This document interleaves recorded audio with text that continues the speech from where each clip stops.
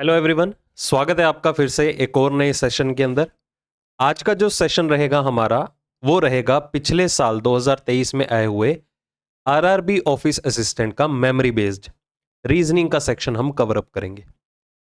इससे पहले जो है हमने मेमोरी बेस्ड पेपर डिस्कस किया है वो किया है आरआरबी ऑफिसर स्केल 1 का। जरूर जाके देखिएगा अगर नहीं देखा तो, क्योंकि काफी ज्यादा इंप्रूवमेंट आपको देखने को मिलेगी जो भी आप अपने मॉक टेस्ट अटेम्प्ट करते हैं। क्योंकि मॉक टेस्ट को किस तरह से अटेम्प्ट करना चाहिए, स्पेसिफिकली बात करें रीजनिंग के सेक्शन को, क्योंकि आफ्टर ऑल सबसे ज्यादा स्कोरिंग ही आपका रीजनिंग रहेगा प्री पॉइंट ऑफ व्यू से देखें तो किस तरह से क्वेश्चंस को हैंडल करना है, कौन से क्वेश्चन फर्स्ट राउंड में अटेम्प्ट करने हैं, कौन से सेकंड राउंड में अटेम्प्ट करने हैं, एक्चुअल तरीका क्या होना चाहिए, कौन सा क्वेश्चन स्किप करके चलना है, कौन सा मार्क एज रिव्यू करके चलना है, वो सारी चीजें हम डिस्कस कर रहे हैं इन मेमोरी बेस्ड पेपर के थ्रू। जितने भी हम प्रैक्टिस सेट्स कर रहे हैं तो वो पेपर जरूर देखिएगा मेमोरी बेस्ड। आज ऑफिस असिस्टेंट का एग्जाम जो है हम कवर अप करेंगे। तो यहां पर टारगेट रहेगा कि अगर आपको एग्जाम में कंप्लीट करनी है रीजनिंग तो टारगेट ये रख के चलिए कि लेस देन 20 मिनट्स के अंदर अंदर आपका रीजनिंग का सेक्शन कंप्लीट हो जाए, और हो भी जाता है। बाकी अप्रोच आपकी सही होनी चाहिए, दैट्स इट। कुछ एक क्वेश्चन को ज्यादा ओवर कॉन्फिडेंस नहीं बना के चलना, पहली बात तो। कुछ एक क्वेश्चंस को होल्ड पे रख के चलेंगे, उनको सेकंड राउंड में अटेम्प्ट करेंगे। वो ज्यादातर क्वेश्चंस कौन से रहते हैं, एक रहता है आपका सिटिंग और दूसरा रहता है पजल, दैट्स इट। बाकी सारे क्वेश्चन इनके अलावा कोई भी आपको एग्जाम में दिखते हैं उनको फर्स्ट अटेम्प्ट में ही देखते ही अटेम्प्ट कर लो। चाहे हम क्लरिकल प्री की बात कर रहे हैं, चाहे ऑफिसर प्री की बात कर रहे हैं, किसी भी एग्जाम के अंदर स्टार्टिंग में सिटिंग और पजल को कभी भी अटेम्प्ट करने की कोशिश मत करना। ओके, कहीं ज्यादा फीलिंग ले जाते हैं कि नहीं भाई हो तो जाते हैं, बट फिर नुकसान होगा। ईगो सेटिस्फाई नहीं करने बैठे हो, पेपर क्रैक करने बैठे हो आप। ओके, तो आज का सेशन फिर से डिटेल सॉल्यूशन के साथ मिलेगा, बेस्ट मेथड के साथ मिलेगा। ट्रिक्स को किस तरह से यूटिलाइज करते हैं, हर एक चीज यहां पर हम सीखेंगे। तो शुरू करते हैं इस सेशन का क्वेश्चन नंबर 1। तो पहला ही क्वेश्चन देखिए, हमें पजल से रिलेटेड है, कभी नहीं अटेम्प्ट करना, देखते ही इग्नोर करो, सेकेंड राउंड में अटेम्प्ट करेंगे। ओके, चलो इसको भी अवॉइड करके चलते हैं, मार्क एज रिव्यू करके। नेक्स्ट, सिलोजिज्म देखते ही अटेम्प्ट करना है आपको।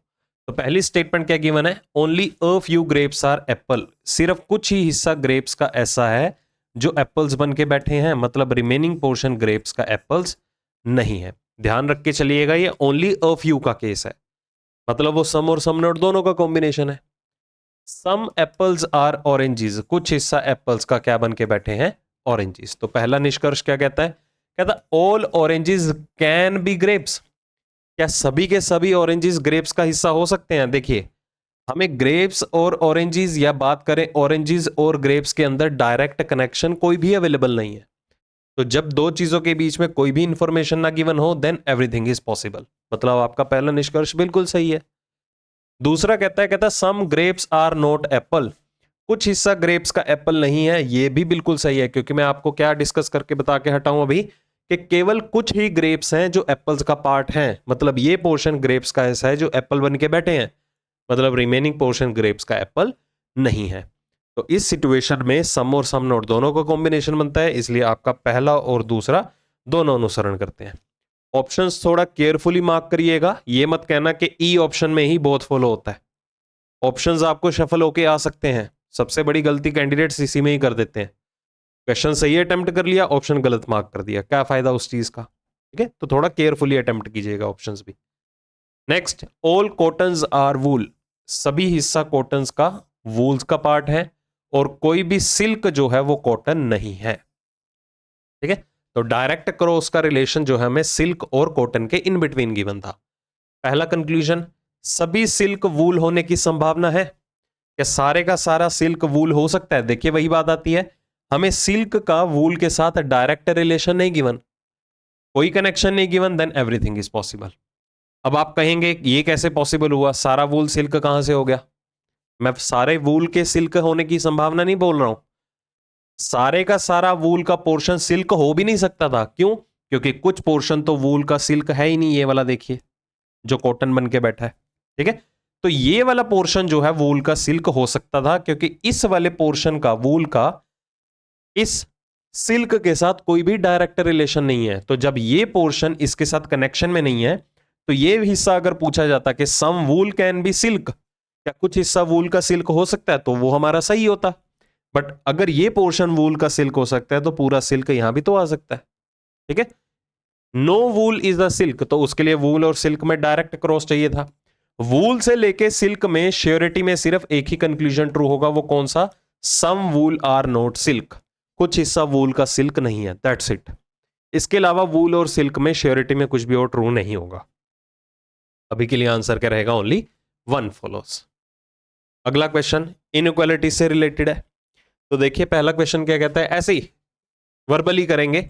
v ग्रेटर देन वाई, हाँ जी v ग्रेटर देन वाई चाहिए, साइन का फेस v की तरफ ओपन चाहिए आपको। तो v से y तक जब आप ट्रेवल करेंगे, ये देखिए साइन एक दूसरे को अपोज कर रहे हैं, तो पहला निष्कर्ष गलत हो गया।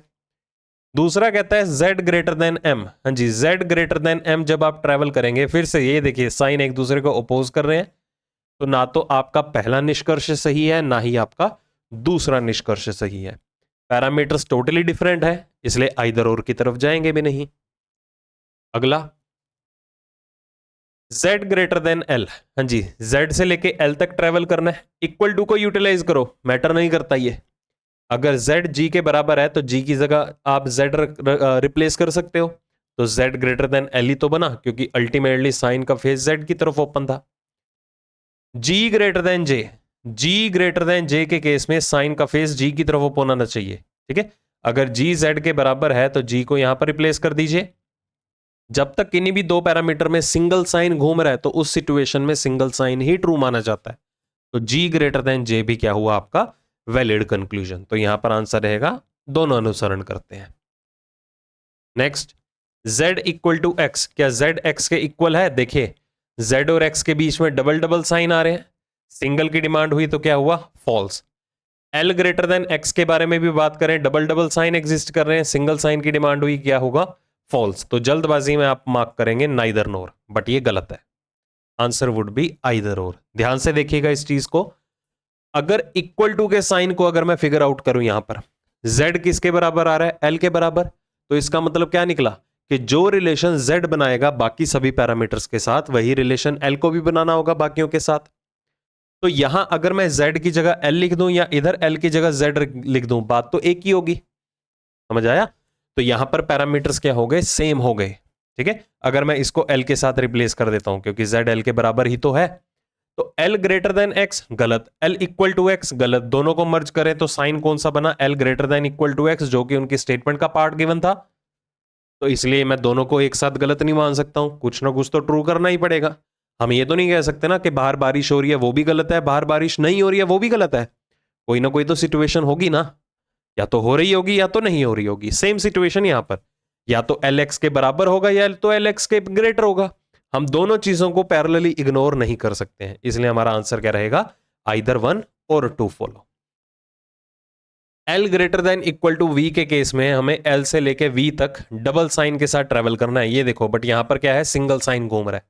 सिंगल साइन कभी भी डबल साइन की कंडीशन को ट्रू होने ही नहीं देता। L ग्रेटर देन H की बात करें, हाँ जी L से लेके H तक, अगर H R के इक्वलेंट है तो R की जगह मैं H रिप्लेस कर सकता हूं। फिर से देखिए, L से लेके H तक सिंगल साइन चाहिए और साइन का फेस L की तरफ ओपन हो, L की तरफ ओपन है, और जब तक L और H में सिंगल साइन घूम रहा है, सिंगल साइन के केस में सिंगल साइन ही ट्रू होता है। मैं उम्मीद करके चल रहा हूं कि ये चीजें आपके कंसेप्ट जो है प्रॉपर क्लियर होंगे। ओके, आपको केसेस क्रिएट करने की नीड नहीं पड़ेगी hopefully. Next, blood relation, first try में ही कर लो अटेम्प्ट। क्या कहता है? G is the mother of only E and B. G जो है केवल और केवल किसकी मदर है? ई और बी की मदर, और किसी की मदर नहीं है। अब हमें यहां पर ई और बी का जेंडर नहीं clear. D is the brother in law of E. D जो है वो ई का ब्रदर इन लॉ है।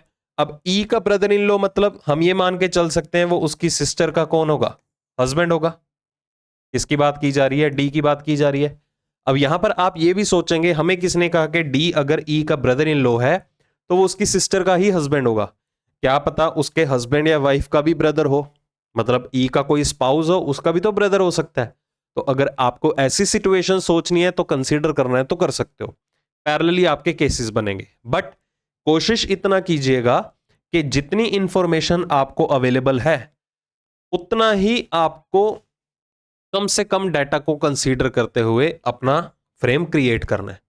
यहां पर हमें डी को ई का ब्रदर इन लॉ बनाना था अभी तक के लिए जितना भी पड़ा, तो हम क्यों सोचे कि ई का कोई ना कोई स्पाउस हो यहां पर, क्योंकि ई का जेंडर नहीं पता, स्पाउस मतलब हस्बैंड या वाइफ हो, उसका भी तो ब्रदर हो सकता था, तो हमें एक और एक्स्ट्रा पर्सन ऐड ऑन करना पड़ेगा अपनी तरफ से। यहां पर ई का सिबलिंग अवेलेबल है ना, तो मान के चलो ई का ब्रदर इन लॉ मतलब उसका जीजा या बहनोई होगा, मतलब उसकी सिस्टर का हस्बैंड होगा। ठीक है, बाकी आगे बाद में देखेंगे, नीड हुई तो हम दूसरा क्रिएट करेंगे, अदरवाइज यही चलने दो। 90% केसेस में, 95% केसेस में यही सिचुएशन आपकी करेक्ट बनती है। आगे देखिए, और ई के बारे में इंफॉर्मेशन है, कहता हु इज एन अनमैरिड। देखो हो गई ना बात कि ई जो है वो अनमैरिड है, मतलब उसकी शादी हो ही नहीं रखी। Next, F is the daughter of D. F जो है वो डी की डॉटर है, अगर एफ डी की डॉटर है तो वो तो बी की भी डॉटर हुई। और डी के बारे में इंफॉर्मेशन है, who is the son in law of M. अगर डी एम का सन इन लॉ है, दामाद है, वो तो जी का भी सन इन लॉ है, तो जी और एम कौन हो गए आपस में स्पाउस या हस्बैंड वाइफ का रिलेशन क्रिएट कर रहे हैं। और आगे की मैंने C is the granddaughter of M. C जो है वो एम की ग्रैंड डॉटर है। अगर ई अनमैरिड है, शादी नहीं हो रखी, तो सी अगर एम की ग्रैंड डॉटर है मतलब वो उसकी डॉटर की डॉटर होगी। फ्रेम बन गया पहला क्वेश्चन। सी की जी की ग्रैंड डॉटर कौन है? हाँ जी, जी की ग्रैंड डॉटर है सी।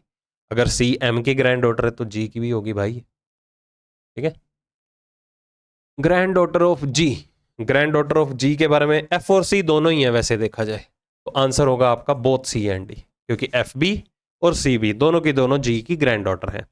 ई रिलेटेड टू एफ, ई का एफ से क्या संबंध है? देखो ई जो है वो एफ से क्या है, जेंडर हमें क्लियर नहीं, हाँ ये गिवन है, who is unmarried male member. E के बारे में इंफॉर्मेशन थी कि वो अनमैरिड मेल मेंबर है। एफ की मदर का brother, mother's brother, maternal uncle या सिंपली अंकल भी मार्क कर सकते हो। फीमेल मेंबर बताने हैं ग्रुप में कितने हैं? हाँ जी, 1 2 3 4 फीमेल मेंबर है, डी ऑप्शन। नेक्स्ट, पजल का क्वेश्चन आ गया, सिटिंग अरेंजमेंट और सर्टेन नंबर ऑफ पर्संस है। जब भी अनसर्टेन पर्संस आपको अवेलेबल हो उसको सबसे लास्ट में अटेम्प्ट करो। अगर आप कंपेयर करोगे ना, सिटिंग और पजल लास्ट में रह जाएंगे, उसमें भी चॉइसेस रखनी है कि कौन सा पहले करना है कौन सा बाद में, इसको हमेशा बाद में करिएगा। ठीक है, क्योंकि इसमें केसेस बनने के चांसेस हो जाते हैं कई बार। चलो बाद में उठाएंगे इस क्वेश्चन को। हाँ जी, अगला क्वेश्चन देखिए, पेयरिंग फिगर आउट करनी है, आपको पूरी स्टेटमेंट पढ़ने की नीड नहीं है, बस इतना ध्यान रखिएगा आपको फॉरवर्ड और बैकवर्ड इस तरह की कोई स्टेटमेंट अवेलेबल है या नहीं। हाँ जी, पेयर कैसे निकालने हैं, सबसे पहले वो वर्ड लिख लेते हैं, ANCHORED। एंकर्ड वर्ड में आपके पेयर ऑफ लेटर निकलेंगे यहां पर। तो सबसे पहला टास्क क्या होना चाहिए, हर लेटर की exact position values, D4 E5 R18 O15 H8। चलिए शुरू करते हैं, फॉरवर्ड और बैकवर्ड। 1 2 3 पहला ही पेयर बन गया ए और सी का। ठीक है, ऑप्शन देखिए क्या है, मोर देन 4 तक ऑप्शन है, 1 2 3 मोर देन 4 इस तरह से। 1 2 3 4 5 6 7 नहीं बन रहा, ये देखो 4 और 5 डायरेक्टली दिखा तो इसे बना दो, कोई दिक्कत नहीं है।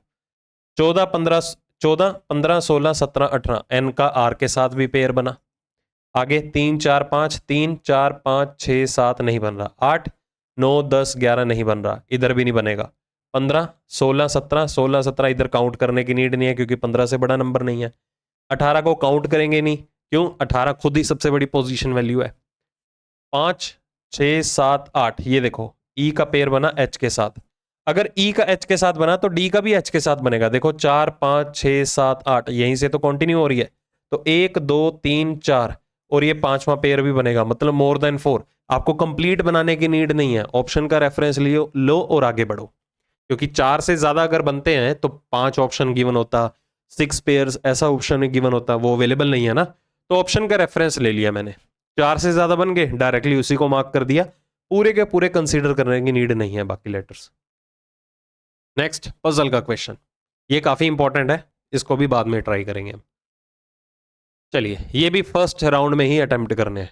अल्फान्यूमेरिक पजल कहता है which of the following element is sixth to the right of. किसी का सिक्स्थ राइट निकालना है, दाईं ओर छठा एलिमेंट। किसका sixth right? Which is 12th element from the right. जो दाईं ओर से 12वां है उसका दाईं ओर छठा। दाएं से 12वें का दाईं ओर छठा मतलब डायरेक्शन सेम है तो हम क्या करते हैं, सबट्रैक्ट कर देते हैं। तो आपको सिक्स्थ राइट ही निकालना है।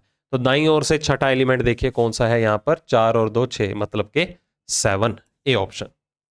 What is the sum of the 8th element from the left, जो बाईं ओर से 8वां है, और 9th element from the right. चलो बाएं से 8वां और दाएं से 9वें एलिमेंट का योग ज्ञात करना है। बाएं से 8वां, 4 और 4 8, मतलब के 2, दाईं ओर से 9वां, तो यहां तक तो 6 हो ही चुके थे, 7 8 9, 2 और 9 का जोड़ कितना हो गया, 11 हो गया, सी ऑप्शन आंसर। सिंपल है ये तो, सिंपल ही आएंगे असिस्टेंट प्री में। How many such symbols are there, पूरी सीक्वेंस में ऐसे कितने प्रतीक हैं, सिंबल्स हैं, which is immediately followed by an odd number, जिसके तुरंत बाद क्या होना चाहिए, एक विषम संख्या होनी चाहिए, ऑड नंबर होना चाहिए, और तुरंत पहले क्या होने चाहिए, एक सम संख्या होनी चाहिए, एक इवन नंबर होना चाहिए। तो सिंबल से पहले इवन, सिंबल के बाद ऑड, आपको चेक करना है। ये देखिए सिंबल से पहले इवन नहीं है, सिंबल से पहले इवन नंबर नहीं आ रहा, ये देखो सिंबल है बट उससे पहले इवन नंबर भी है बट बाद में ऑड नंबर नहीं है, तो स्टार काउंट नहीं होगा। सिंबल से पहले इवन नंबर तो है बट बाद में ऑड नंबर नहीं है, विषम संख्या नहीं है। सिंबल से पहले इवन है, सिंबल के बाद ऑड, मतलब पहला सिंबल हमें मिल चुका है, दैट इज ब्रैकेट, एक राउंड ब्रैकेट। सिंबल से पहले ऑड नंबर आ रहा है, फिर से सिंबल से पहले ऑड नंबर आया, सिंबल से पहले इवन है, बाद में ऑड नंबर है, तो यहां पर सिर्फ 2 ही सिंबल ऐसे हैं जिसको तुरंत पहले एक सम संख्या है और तुरंत बाद में एक विषम संख्या है। नंबर ऑफ सिंबल्स बताने हैं किसके बीच में, to the right of 4, the number of symbols to the right of 4, कहता है 4 के दाईं ओर जितने सिंबल्स हैं, हाँ जी 4 के दाईं ओर जितने भी सिंबल्स हैं वो सेम है, किस किस के बीच में, वो आपको ऑप्शन के थ्रू ही पकड़ना होगा। पहले तो देखो 4 के दाईं ओर है कितने सिंबल, 1 2 3 4 5, तो 4 के दाईं ओर 5 प्रतीक बैठे हुए हैं, तो हमें बताना है 5 प्रतीक किन 2 एलिमेंट्स के बीच में है, ऑप्शन के थ्रू उठाओ। 5 और 8 के बीच में नहीं, 5 और 8 के बीच में सिर्फ 2 सिंबल्स हैं। 2 और n के बीच में, हाँ जी 2 ये रहा, n ये रहा, 2 और n के बीच में ज्यादा हो जाएंगे क्योंकि 4 के दाईं ओर ही जब 5 आ रहे हैं, तो 2 और n के बीच में तो 4 के दाईं ओर वाले हो गए, 2 ये भी हो गए, तो इसको भी इग्नोर करो। q और 6, हाँ जी q ये है, 6 ये है, काउंट करो 1 2 3 4 5, बहुत ज्यादा बढ़ गए। 9 एंड q, हाँ जी 9 और q में देखो कितने हैं, 1 2 3 4 5, डी ऑप्शन आंसर। ठीक है, डॉलर और 1 की बात करें उसमें तो बहुत ज्यादा हो गए, ये देखो डी ऑप्शन में 9 और q में भी 5 ही सिंबल्स आ रहे हैं। अगला ओड वन आउट ज्ञात करना है, लेटर्स का रेफरेंस है। चलो पहले क्या है, आपको कुछ नहीं करना, हर एक ऑप्शन में सबसे पहले आपको क्या करना है, हर ऑप्शन में गिवन लेटर्स की प्लेस वैल्यू मेंशन कर दो। ठीक है, इस तरह से आगे 17 20 और 24, यही ये लग रहा है मुझे, ये देखिए 1 और 2 3, 20 और 2 22, ये देखो 10 और 2 12, 22 और 2 24, मतलब दूसरा अक्षर पहले से 2 पोजीशन आगे है, बट सी ऑप्शन में दूसरा अक्षर पहले से 3 पोजीशन आगे बैठा हुआ है। चलो अगला, सिटिंग अरेंजमेंट बाद में करेंगे, और स्क्वायर टेबल है, काफी इंपॉर्टेंट क्वेश्चन है।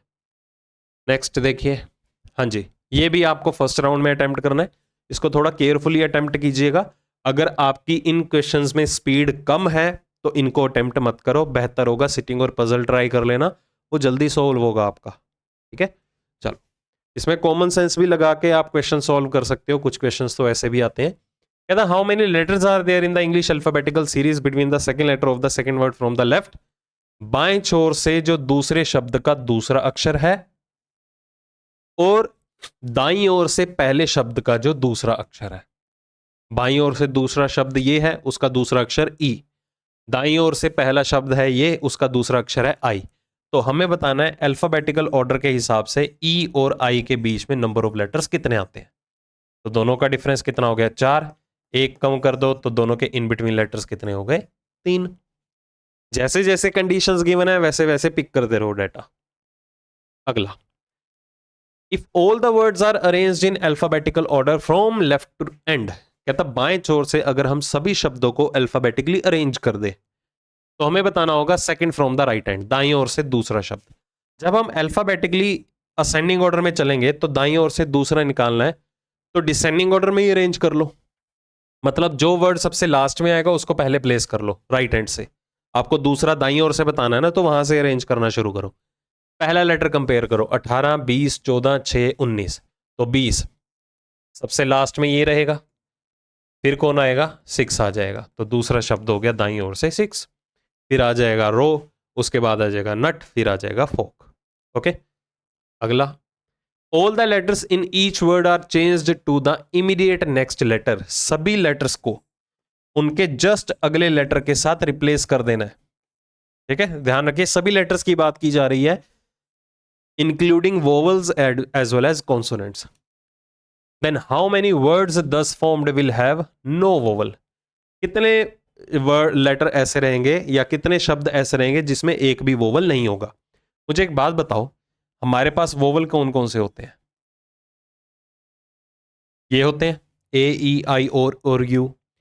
अब ये वोवल जो हैं किस लेटर में 1 का इंक्रीमेंट करके आए होंगे? अगर मैं जेड में 1 का इंक्रीमेंट कर दूंगा तो ए आ जाएगा, डी में 1 बढ़ा दूंगा तो ई आ जाएगा, एच में 1 बढ़ा दूंगा तो आई आ जाएगा, उसके अलावा एन में 1 बढ़ा दूंगा तो ओ आ जाएगा, सिमिलरली टी में 1 बढ़ा दूंगा तो यू आ जाएगा। मतलब ये 5 कॉन्सोनेंट्स ऐसे हैं जिनको आप उनके अगले अक्षर के साथ रिप्लेस करोगे ना अल्फाबेटिकल सीक्वेंस के हिसाब से, तो वो एक वोवल में क्रिएट होंगे। तो हमें ऐसे शब्द बताने हैं जिसमें एक भी वोवल ना हो, यही कंसीडर करना है। वोवल को आप अगले वोवल में कन्वर्ट करोगे या अगले अक्षर के साथ कन्वर्ट करोगे, वो एक कॉन्सोनेंट ही बनेगा। चेक कर लो, ए का अगला लेटर कौन होगा? बी, ई का एफ, आई का जे, ओ का पी और यू का वी। ये देखो, हर वोवल को जब आप अगले अक्षर में रिप्लेस करते हो ना तो वो एक कॉन्सोनेंट में कन्वर्ट होता है। तो ये 5 कॉन्सोनेंट ऐसे हैं जो एक वोवल में क्रिएट होंगे जब आप उनको उनके अगले अक्षर के साथ रिप्लेस कर देते हो। तो हमें बताना है ऐसे कौन से शब्द होंगे जिसमें एक भी वोवल ना हो। करने का तरीका देखो, जो भी मैं एक्सप्लेन करता हूं ना चीजें ध्यान से समझ लिया करो, उसी में ही ट्रिक्स छुपी होती हैं। चेक करो, Z D H N T किस में नहीं आ रहे? देखो इसमें टी आया, देखते ही पता चल रहा है इसमें वोवल आएगा क्योंकि टी यू में कन्वर्ट हो जाएगा। हमें तो ऐसे शब्द चाहिए जिसमें एक भी वोवल ना हो। इनमें चेक करो, इनमें कोई आ रहा है? Z D H N T, इनमें से कोई भी नहीं है, तो पहला शब्द ये बनेगा जिसमें एक भी वोवल नहीं होगा। चेक कर लो, चाहे आर का एस बना, ए का बी बना, डब्ल्यू का एक्स बन गया, कहाँ है एक भी वोवल? ठीक है, ये सेटिस्फेक्शन करवा रहा हूं आपकी, अदरवाइज आपको ये कन्वर्ट करके नहीं देखने। इधर भी देखो टी आया, टी यू में कन्वर्ट होगा, इसको काउंट नहीं करना, ये भी काउंट नहीं होगा। आगे देखिए एफ ओ जी, इनमें से कोई लेटर है यहां पर, तो दूसरा वर्ड बनेगा मेरा फोग। जब आप इनमें हर लेटर को उनके अगले अक्षर के साथ रिप्लेस करेंगे तो एक भी वोवल नहीं बनेगा। उसके बाद देखिए 6 की बात करते हैं, इनमें से कोई लेटर है 6 में? नहीं है, तो इसमें भी हर लेटर को अगले अक्षर के साथ रिप्लेस करोगे, एक भी वोवल नहीं बनेगा। तो 3 शब्द ऐसे हैं। ठीक है, समझ आ गया? देखो कहीं भी कंफ्यूजन हो रही है प्लीज रिवाइंड करके एक बार जरूर देख लेना। आगे, first letter of each word from the left hand is replaced by L. अगर हर शब्द का जो पहला अक्षर है उसको एल के साथ रिप्लेस कर दिया जाए तो हमें बताना है कितने मीनिंगफुल अर्थपूर्ण शब्द बनेंगे। ठीक है, चलो, लो पहला मीनिंगफुल वर्ड है, कानून। लेन कोई वर्ड नहीं होता, एल्यूटी कोई वर्ड नहीं होता, लोग वर्ड होता है, लकड़ी का टुकड़ा शायद उसको बोलते हैं लोग। लिक्स कोई वर्ड नहीं होता। ठीक है, तो यहां पर 2 ही मीनिंगफुल वर्ड बनेंगे आपके। ओके, चलो अगला, all the letters are arranged in reverse alphabetical order within the words. सभी अक्षरों को अगर विद इन द वर्ड, शब्द के अंदर ही रिवर्स सीक्वेंस में अरेंज कर दिया जाए, रिवर्स अल्फाबेटिकल सीक्वेंस में। ठीक है, और बाईं छोर से ही शुरू करना है, ऑल द, हाँ बाईं छोर से ही शुरू करना है। Within the word reverse sequence में अरेंज कर दीजिए। Then how many words thus formed will have the second letter as vowel. Second letter as vowel होना चाहिए। देखो 3 लेटर का आपके पास कॉम्बिनेशन है ना, तो चाहे आप लेफ्ट टू राइट अरेंज करो लेटर्स को, चाहे राइट टू लेफ्ट करो, सेंटर में वही लेटर आएगा जैसे आप राइट टू लेफ्ट करोगे, जैसे आप लेफ्ट टू राइट करोगे, सिंपल। तो हमें बताना है ऐसी चेंजेस करने के बाद कौन से शब्द ऐसे होंगे जिसमें बीच में एक वोवल रहेगा। जैसे कि इसको अरेंज करो, ए आर डब्ल्यू, इसमें तो दूसरा लेटर आर आएगा, या डब्ल्यू आर ए भी कर दोगे तो भी कोई इशू नहीं है। ठीक है, रिवर्स ऑर्डर में करना है ना। ये देखो, इसमें बात करें तो इधर क्या बनेगा? टी एन ई बनेगा। इधर बात करें तो क्या बनेगा? यू टी एन बनेगा। ओके, रिवर्स अल्फा, ये आपको मेंटली करना है, लिख के नहीं देखना, ओरली हो जाएगा अगर आपके टिप्स पे हैं ये पोजीशन वैल्यूज। इधर बात करें तो क्या बनेगा? ओ एफ जी बनेगा, या सॉरी ओ जी एफ बनेगा। इधर बात करें तो क्या बनेगा, एक्स एस आई बनेगा। रिवर्स सीक्वेंस में अभी हमने क्या किया, सभी लेटर्स को अल्फाबेटिकली अरेंज कर दिया विद इन द वर्ड। कोई भी वर्ड ऐसा नहीं है जिसका second letter as a vowel निकल के आ रहा हो, ठीक है। चलो अगला, if it is possible to make a meaningful word, किस किस को यूज करके अर्थपूर्ण शब्द बनाना है, पूरा पढ़ने की जरूरत नहीं है, डायरेक्टली लेटर्स को पिक करो। किस किस को, second, fourth, fifth and ninth. Fifth के बाद सिक्स, सेवंथ, एट्थ, नाइन्थ। तो ये हमारे पास लेटर्स निकल गए, ई पी ओ आर। इनसे वर्ड बनाओ।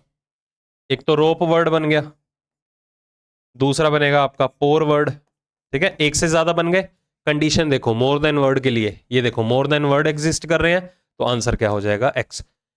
मीनिंगफुल वर्ड वाले क्वेश्चन को इग्नोर मत करके चलना। देखो ये सबसे बड़ा ड्रॉबैक रहता है स्टूडेंट्स का कि उनसे वर्ड नहीं बन पाते। अगर तो आप इस टाइप को लेके कॉन्फिडेंट हैं तो ही एग्जाम में इसे ट्राई कीजिएगा, गलत मार्क मत करना, क्योंकि ऑफिसर असिस्टेंट का एग्जाम है, कट ऑफ बहुत ज्यादा जाती है। कोई भी क्वेश्चन अगर गलत हो गया तो जैसी जो सही है ना उसका भी 0.25 ले जाएगा, ओके। बाकी डिपेंड करेगा आपने कौन सी स्टेट से अप्लाई किया है, बट केयरफुली अगर आप कॉन्फिडेंट हैं तो ही क्वेश्चन के सॉल्यूशन के ऊपर जाइएगा, अदरवाइज इग्नोर कर दो। तुक्का नहीं मारना बिल्कुल भी। रीजनिंग में क्या, किसी भी सेक्शन में तुक्का नहीं मारना होता, ओके। तो रीजनिंग और क्वांट्स में तो क्या है, डाउट होना ही नहीं चाहिए। अगर डाउटफुल क्वेश्चन बन रहा है छोड़ दो, कोई दिक्कत नहीं है, गलत नहीं होना चाहिए, बस इस चीज का ध्यान रखना, ओके। तो यहां पर 2 ही वर्ड्स बन रहे हैं, बाकी प्रैक्टिस कर लोगे आपको खुद पता चल जाएगा।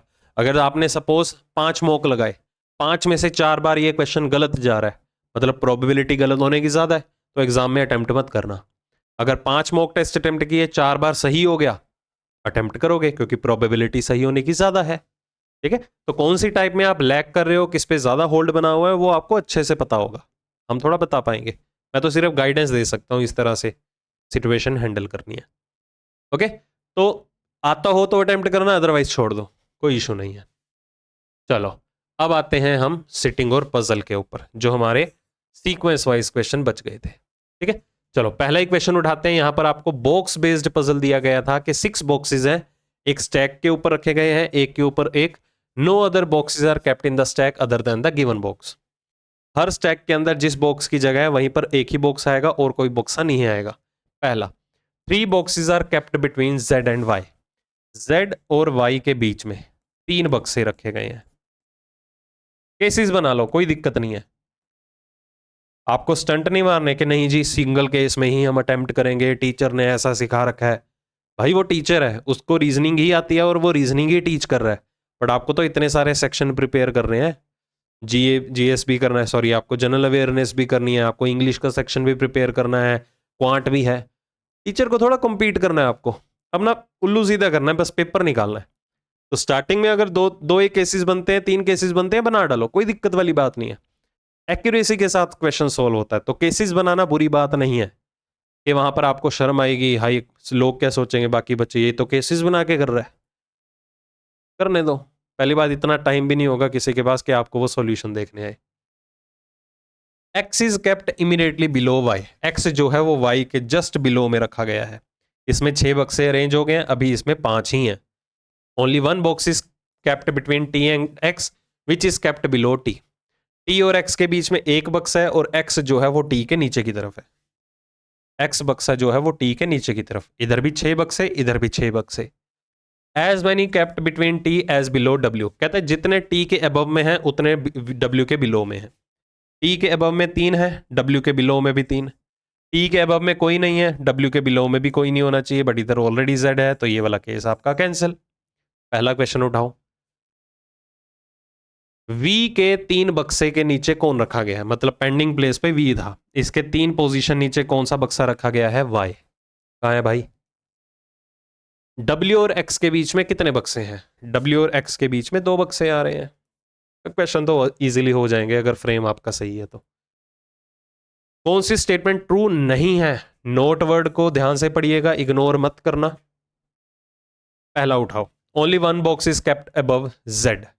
जेड के ऊपर केवल एक ही बक्सा रखा गया है, ये वाला सही नहीं है। Odd number of boxes are kept between T and X. T और एक्स के बीच में विषम संख्या में बक्से रखे गए हैं, जी बिल्कुल ठीक है। हमें तो गलत वाला चूज करना है।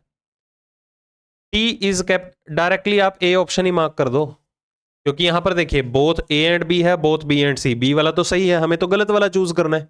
बोथ ए एंड बी इसको मार्क कर नहीं सकते क्योंकि दूसरे वाला तो बिल्कुल सही है, हमें गलत वाला चूज करना है, तो आंसर क्या आ जाएगा, A option. As many boxes kept between W and dash as between Z and dash respectively, जितने डब्ल्यू और डैश में उतने जेड और डैश में है। अब डैश की जगह कौन आएगा, ऑप्शन के थ्रू उठाओ। जितने डब्ल्यू और वाई में है उतने जेड और वी में है। डब्ल्यू और वाई में कितने हैं, एक, जेड और वी में तो कोई भी नहीं है, पहला ऑप्शन गलत। जितने डब्ल्यू और वाई में है उतने जेड और टी में है। डब्ल्यू और वाई में कितने हैं, एक, जेड और टी में कितने आ रहे हैं, दो, ये भी गलत हो गया, गैप सेम नहीं है। जितने डब्ल्यू और जेड में है उतने जेड और वाई में है। जितने डब्ल्यू और जेड में है उतने जेड और वाई में है, ये भी गलत हो गया। जितने डब्ल्यू और टी में है उतने जेड और वी में है। डब्ल्यू और टी में कोई भी नहीं है, जेड और वी में भी कोई भी नहीं है, मतलब गैप सेम है, तो ये आपका आंसर हो गया। Position of box T, T की पोजीशन क्या है, फोर्थ फ्रॉम द टॉप और third from the bottom, check करो कौन सा है। फोर्थ फ्रॉम द टॉप ये गिवन है, ये देखो शीर्ष से चौथे स्थान पर। ओके चलो अगला उठाते हैं, यही गिवन था ना हमें ये। चलो इसको सबसे लास्ट में करना है आपको, वैसे मैं पहले ट्राई करवा रहा हूँ, सीक्वेंस में ही करवा रहा हूँ, बट करना आपको सबसे लास्ट में, ठीक है। चलो certain number of person are sitting, छोड़ो गोली मारो, सारे के सारे नॉर्थ की तरफ फेस कर रहे हैं, इक्वी डिस्टेंस, यहां से शुरू करो। 3 person sit between Y and Z, Y sits second to the right of X. कहता वाई और जेड में 3 पर्सन है। दूसरा केस क्या पता जेड वाई के बाईं ओर बैठा हो, और वाई के बारे में इंफॉर्मेशन है कि वो एक्स के दाईं ओर दूसरा है। अगर एक्स के दाईं ओर दूसरा है तो एक्स जो है वो वाई के बाईं ओर दूसरा होगा। लेफ्ट और राइट में ऐसे मूव कर सकते हो आप, प्रैक्टिस इतनी होनी चाहिए। 1 person between W and Z, W और जेड के बीच में 1 पर्सन, तो यहां आ नहीं सकता, इस केस में यहां पर आएगा। डब्ल्यू यहां भी हो सकता है, जेड के राइट में भी हो सकता है, तो इस पॉइंट को होल्ड पे रखिए पहले केस के लिए कि जेड और डब्ल्यू के बीच में 1 पर्सन अरेंज करना है। 4 person sit to the right of W, केवल और केवल डब्ल्यू के राइट में 4 व्यक्ति बैठे हुए हैं। अब देखो डब्ल्यू के राइट में तो इतने सारे व्यक्ति आ गए, तो ये वाला केस कैंसिल हो गया। तो डब्ल्यू के राइट में 4 पर्सन हमें अरेंज करने हैं, ठीक है, केवल और केवल 4 पर्सन। आगे देखिए क्या है, T seats third to the left of Y, T जो है वो वाई के बाईं ओर तीसरा है, तो टी यहां पर आ गया। उसके बाद U sits fifth to the right of T, U T का फिफ्थ राइट है, तो टी का फिफ्थ राइट 1 2 3 4 5, यू यहां पर आया। अब देखो डब्ल्यू और जेड में 1 पर्सन था, डब्ल्यू यहां आ नहीं सकता, तो डब्ल्यू हमें यहां पर अरेंज करना पड़ेगा, और डब्ल्यू के दाईं ओर केवल 4 व्यक्ति बैठे हैं, ठीक है। तो दोनों को हमने यूज कर लिया, तो इसे कैंसिल कीजिए। कहता है जितने डब्ल्यू के राइट में हैं उतने ही वी के लेफ्ट में भी हैं। डब्ल्यू के राइट में कितने हैं, 4, तो वी के लेफ्ट में भी 4 हैं। अब वी कहां पर अरेंज करें भाई, वी यहां भी आ सकता है, यहां भी आ सकता है, कहीं भी आ सकता है, बट वी के बारे में इंफॉर्मेशन है कि वी जो है वो इमीडिएट राइट है एक्स का, एक्स का तत्काल दाईं ओर वी अवेलेबल है, तो वी के बाईं ओर 4 व्यक्ति आने चाहिए, 2 और अरेंज कर दो। वी के बाईं ओर भी 4 हैं, डब्ल्यू के दाईं ओर भी 4, बन गई अरेंजमेंट। पहला क्वेश्चन, वी और डब्ल्यू के बीच में पर्सन बताइए कितने हैं। जी वी और डब्ल्यू के बीच में ये काउंट करो, 1 2 3 4 5 6, ठीक है, 6 पर्सन आ रहे हैं। How many person are sitting in the row, total person count कीजिए। वी के लेफ्ट में 4 थे, ये 5वां, 5 और 6 11, अभी काउंट करके हटे हैं, 12 12 और 4 16। Position of V with respect to T, V की पोजीशन टी के with respect to, second to the right, second to the right, दाईं और दूसरा। एक्सट्रीम एंड से थर्ड प्लेस पे कौन बैठा हुआ है, ठीक है, एक्सट्रीम एंड्स कोई भी हो सकता है, टी भी हो सकता है, इधर तो कोई आई नहीं। पहला देखो टी है ऑप्शन अवेलेबल है, तो इसको मार्क कर दो, ठीक है। चलो और देखिए, ये भी हो गया हमारा। एक ये क्वेश्चन था जस्ट अगला, डेजिग्नेशन के ऊपर बेस्ड। 7 पर्सन थे, एक कंपनी में काम कर रहे हैं, डिफरेंट डेजिग्नेशंस के ऊपर हैं, such as chief technical officer, CTO है, प्रोजेक्ट हेड है, वगैरह वगैरह। The designations are given in the descending order such that the CTO is the senior most post और ST is the junior most post, ठीक है। तो पहले designations को ही प्रायोरिटी दे दीजिए, क्योंकि इनका एक डेफिनेट सीक्वेंस हमें दिया गया है। सबसे ऊपर पोस्ट किसकी आ रही है? सीटीओ की। सीटीओ के नीचे कौन आ रहा है? Project head. उसके बाद कौन सा बंदा आएगा? सॉफ्टवेयर प्रोजेक्ट मैनेजर, मतलब कि एसएम आ गया। आफ्टर दैट सिस्टम एडमिन, एसएओ हो गया। फिर एलएसपी हो गया, पता नहीं क्या होता है ये, एसई हो गया। उसके बाद हो गया एससी। ठीक है, तो कितनी पोस्ट डेजिग्नेशन है? 7। 2-3 केसेस के लिए टेबल क्रिएट कर लो, क्या पता नीड पड़ जाए। माइंड डिस्ट्रैक्ट नहीं होना चाहिए। मैं हर सेशन में बोलता हूँ सिटिंग और पजल करवाते वक्त, क्या पता आप कौन सा पजल देख रहे हो कौन सा नहीं देख रहे, बट मेरा काम है। माइंड डिस्ट्रैक्ट नहीं होना चाहिए। माइंड कब डिस्ट्रैक्ट होगा? जब आप अगले केसेस क्रिएट करने बैठते हो। पहला, A is senior to S A जो है वो एस ए से सीनियर है, मतलब ए कहीं भी आ सकता है। ठीक है, यहां से अबव ए कहीं भी आ सकता है। 3 केसेस बनेंगे, बट एक बार देख लेते हैं। कहता सी इज इमीडिएटली सीनियर टू ए। सी जो है वो ए से जस्ट सीनियर है, तो ए सीटीओ नहीं हो सकता, क्योंकि उसके जस्ट अबव में सी ने भी आना है। तो ए यहां पर होगा या तो ए यहां पर होगा। उसके जस्ट सीनियर कौन है? सी अवेलेबल है। As many person senior to C as junior to जी।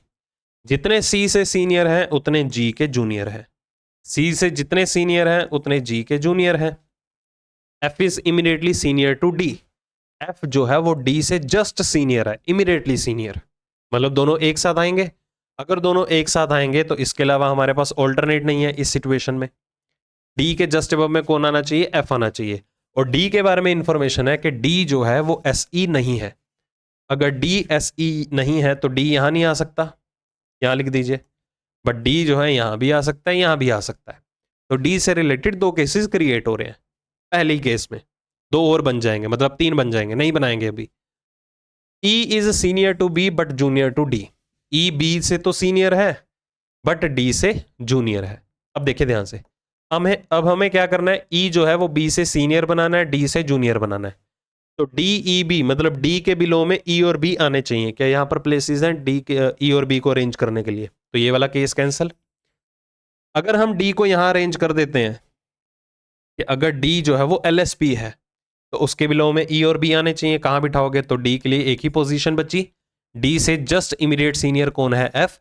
और डी के बिलो में ई और बी, ये 2 पर्सन यहां पर अरेंज होंगे। ठीक है, चलो पहला क्लासिफिकेशन पढ़ने की नीड नहीं है। 4 ऑफ द फॉलोइंग फ्रेज पढ़ते ही ओड वन आउट चूज करना है। ऑप्शन पे आ जाओ डायरेक्टली।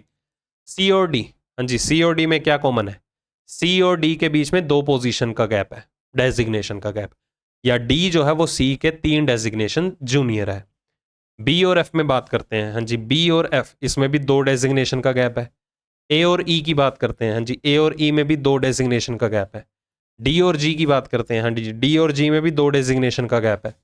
जी और बी की बात करते हैं, हाँ जी, जी और बी इनमें किसी भी डेजिग्नेशन का गैप नहीं है, तो answer would be E. Who among the following is designated 3 person senior to B.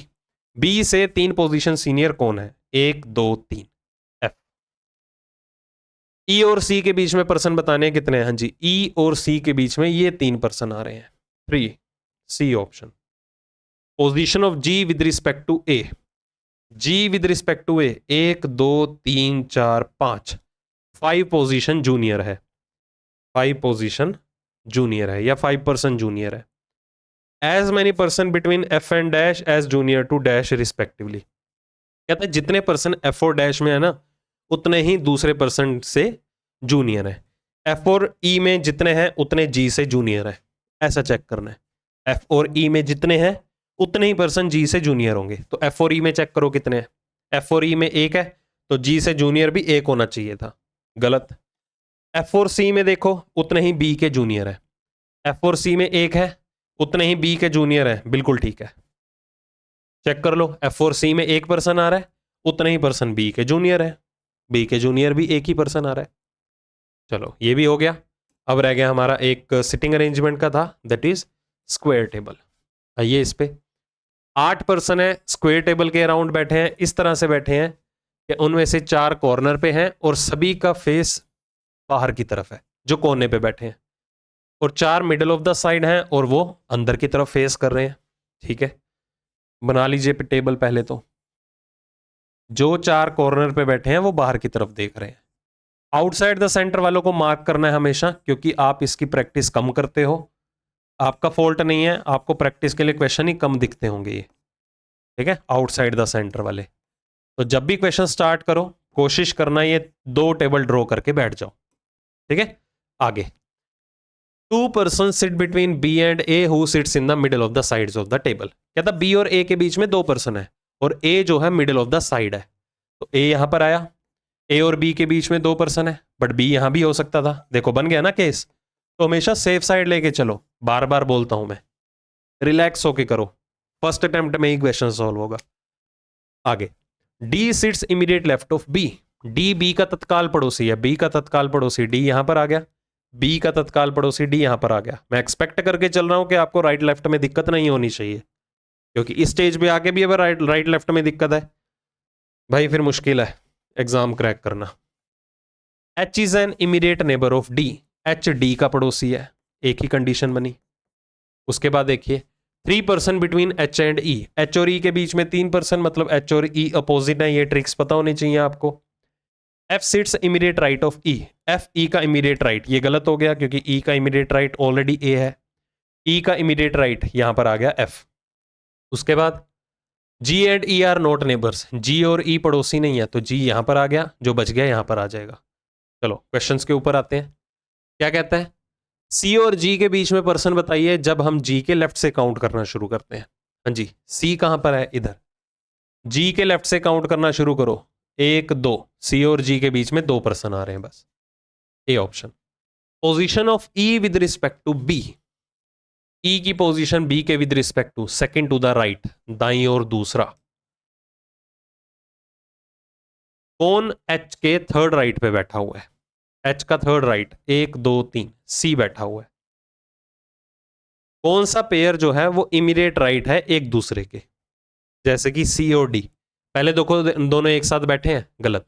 जब दोनों एक दूसरे के एक साथ बगल में बैठे होंगे तभी इमीडिएट राइट देखेंगे ना, दोनों एक दूसरे के हैं या नहीं। एच और ए देखो, ये देखो एक साथ अवेलेबल है, बट एच और ए दोनों के एक दूसरे के लेफ्ट में बैठे हैं। ये देखो, ए के लेफ्ट में एच है, एच के भी लेफ्ट में ए बैठा हुआ है, ठीक है। तो ये वाला गलत, हमें इमीडिएट राइट चाहिए। एफ और डी देखो एक साथ है, एक साथ नहीं है, तो इमीडिएट राइट की तो बात ही खत्म। बी और एफ देखो ये भी एक साथ नहीं है, आंसर आ गया ये। ए और जी चेक कर लो, ए के इमीडिएट राइट में जी है, जी के इमीडिएट राइट में ए अवेलेबल है। आगे, कौन सी स्टेटमेंट ट्रू है वो बतानी है। चलो कोई भी 2 ऑप्शन चूज कर लेंगे, क्योंकि all the statements are true भी है। अगर 2 ऑप्शन सही है तो मतलब सारा सही है। जो छोटा पॉइंट है ना उसको पकड़ लो। ई सिट्स इमीडिएट लेफ्ट ऑफ सी।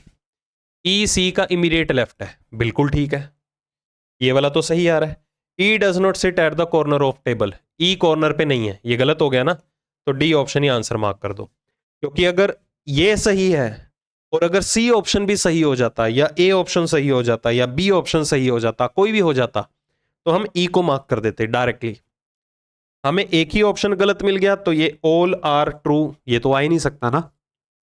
समझ में आ गई बात।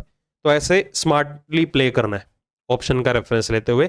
बाकी चेक कर लो, both H and G are neighbours, क्या एच और जी पड़ोसी हैं, ये भी गलत हो गया देखो। तो सिर्फ डी ऑप्शन आंसर। ओके, तो कैसा लगा मॉक प्लीज बताइएगा। एक्सप्लेनेशन कैसे लगी वो मैटर करता है, क्या इन चीज़ों को आप इंप्लीमेंट कर रहे हो, अगर नहीं कर रहे तो इंप्रूवमेंट आ रही है इन चीज़ों को इंप्लीमेंट करके, तो ज़रूर बताइएगा। फ़ायदा तभी है ना आगे सेशंस लेने का, ठीक है। अगर आप अभी भी किसी भी टॉपिक में लैक कर रहे हो, देखो अभी आपके पास टाइम है, जैसे सिटिंग अरेंजमेंट में राइट लेफ्ट पे पकड़ नहीं बन रही है, ट्रिक्स कैसे ही यूज़ करनी है, ठीक है।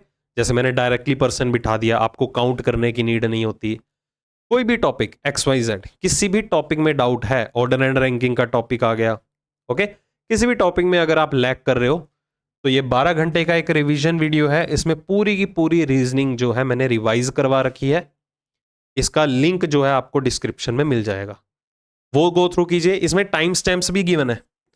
टाइम स्टैम्प्स मतलब अगर सपोज आपको कोई भी टॉपिक पढ़ना है, जैसे ये पहला टॉपिक मैं सीक्वेंस में चलता हूं, बैंकिंग रीजनिंग में अल्फाबेट, फिर कोडिंग डिकोडिंग, फिर सीरीज एंड सो ऑन। तो अगर आपको सपोज सिलॉजिज्म सीखना है तो डिस्क्रिप्शन में जाइए, टाइम स्टैम्प्स गिवन है। लेट अस सपोज आपको इस तरह का टाइम गिवन है, 8:09 इस पे सिलोजिज्म। बस आपको कुछ नहीं करना, इस टाइम स्टैम्प पे क्लिक करना है, डायरेक्टली सिलोजिज्म शुरू हो जाएगा। ऐसे हर टॉपिक का टाइम स्टैम्प दिया हुआ है, आपको आगे ढूंढने की नीड नहीं पड़ेगी कौन सा टॉपिक कहाँ से शुरू हो रहा है। ठीक है, डिस्क्रिप्शन में मिल जाएगा। रेस्ट इस सेशन में इतना ही। देखो, जो भी चीजें मैं बताता हूं प्लीज उसे अप्लाई किया करो। जब तक इंप्लीमेंट नहीं करोगे तब तक आपको फ्रूटफुल रिजल्ट नहीं मिलेंगे जितना आप एक्सपेक्ट करते हो। ठीक है, पर्सनल एक्सपीरियंस के साथ ही ये चीजें शेयर करता हूं मैं, क्योंकि मैंने भी अपने टाइम पे जब एग्जाम दिए थे तो मुझे काफी प्रॉब्लम्स आती थी, स्पीड नहीं बन पाती थी। फिर मैंने थोरोली एनालाइज किया कि मिस्टेक्स कहाँ हो रही हैं। फिर एक आधी बार हुआ होगा ऐसा, एक दो बार, कि मेरा पेपर ना क्रैक हुआ हो। बैंकिंग प्री का क्वाइट ऑब्वियस, प्री के मेरे सारे के सारे एग्जाम क्रैक हुए हैं जितने भी मैंने लाइफ में दिए हैं। क्यों? स्ट्रेटेजी पता चल जाती है ना, और क्वेश्चन का नेचर तो पता होता है कि एग्जाम पॉइंट ऑफ व्यू से एग्जाम में क्वेश्चन का नेचर किस हिसाब से टफ या इजी बनाया जा सकता है, वो आपको भी एक्सपीरियंस से आ जाएगा। और मैं आपको प्रोवाइड तो करवा रहा हूँ, क्योंकि काफ़ी ऐसे भी होते हैं जो फर्स्ट गो में ही अटेम्प्ट कर लेते हैं, क्रैक कर लेते हैं एग्जाम। कोई बड़ी बात नहीं है, ठीक है, हो भी जाता है। सिर्फ कंसेप्ट स्ट्रॉन्ग होने चाहिए और टाइम को मैनेज करना आना चाहिए। ओके, एक्यूरेसी रखोगे, आपको खुद नहीं पता चलेगा आपका एग्जाम कब क्रैक हो गया। ओके, चलो इस सेशन में इतना ही। जल्दी मिलूंगा और ज़्यादा मेमोरी बेस्ड पेपर्स के साथ, कवर अप करेंगे। लैग कर रहे हो किसी टॉपिक में, इसको ज़रूर देख लेना, और जितने भी आपके फ्रेंड सर्कल में हैं जिनको नीड है फ्री ऑफ कॉस्ट कंटेंट की, उसके साथ ज़रूर शेयर कर देना ताकि उनकी भी हेल्प हो सके। जल्दी ही मिलता हूँ अगले सेशन के साथ। Take care.